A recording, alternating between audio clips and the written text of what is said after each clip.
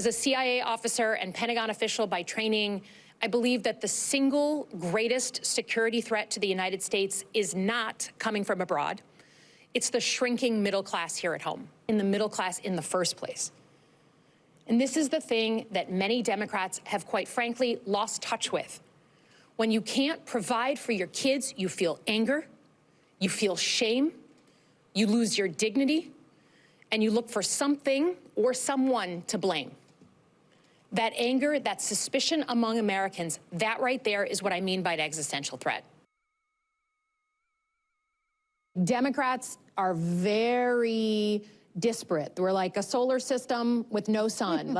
like we got a lot of planets, some with their own gravitational pull. We got a lot of stars, but there's like not enough cohering us. We don't act as a team, and when we do that, and when we don't work as a team, we turn our guns on each other, and it's so fruitless.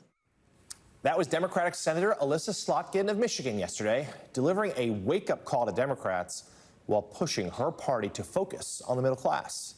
And Senator Slotkin, we're happy to say, joins us now. She's also a member of the Armed Services Committee. Good morning, Senator. Thanks for being here. Let's start a little more with your speech there and this focus on the middle class and the idea of affordability. It's something that polls suggest the Republicans, even with a billionaire atop the ticket, they won that argument during last year's elections. Not everywhere, but they won it nationally, and they certainly won with the White House. What do Democrats need to change?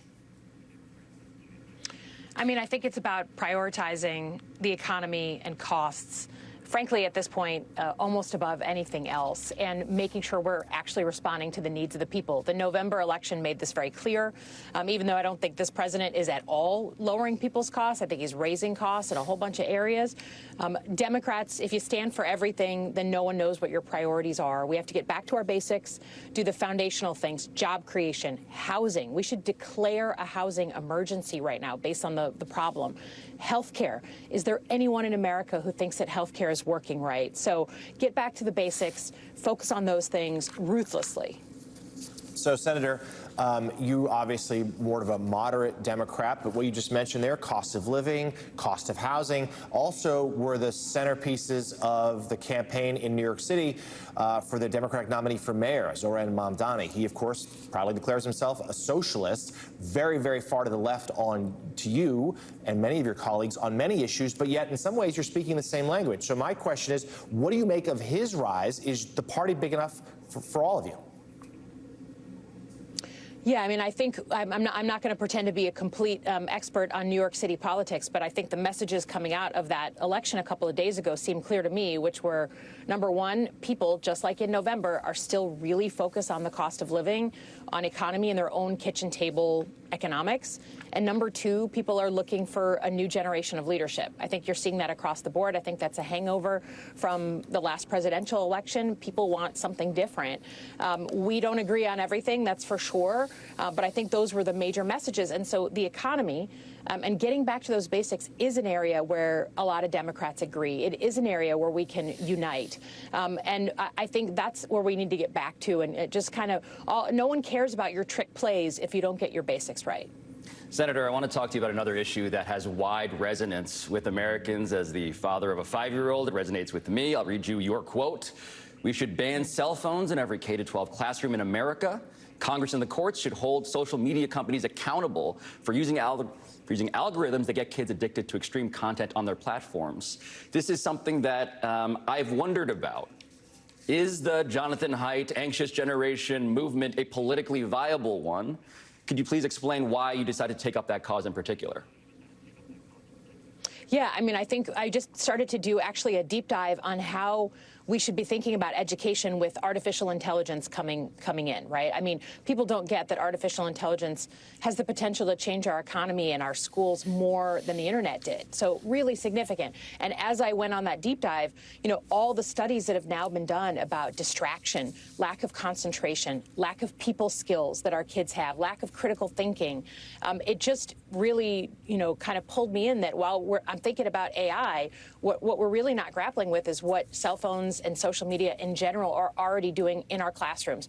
Kids can have those things outside of the classrooms, but I just felt very strongly that the evidence was there. You want your kids to learn in that classroom, don't allow them to have their phone. It's amazing how much that movement is catching on right around the country, including in red states, by the way, that are also trying to ban cell phones in classrooms. Can I turn now to international affairs? Senator, a week ago, you had some very tough comments to about the defense secretary around Iran. I don't know if you saw the press conference that he gave yesterday where he was berating the media. I'm just wondering what you made of that press conference and what questions you still have of the administration.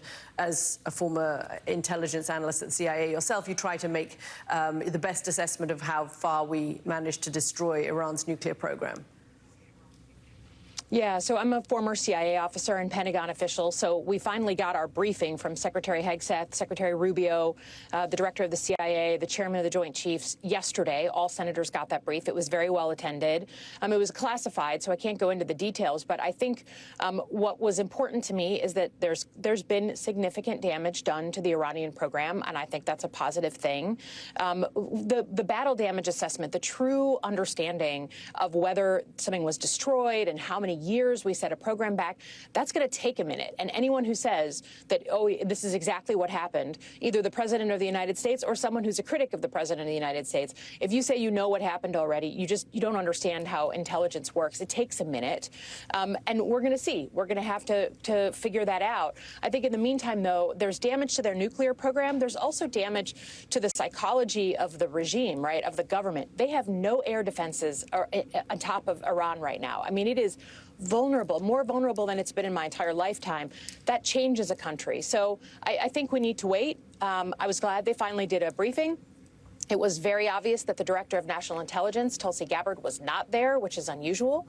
But you know, I'm just going to withhold judgment a little bit when it's something as important as intelligence and military battle damage. Okay, Democratic Senator.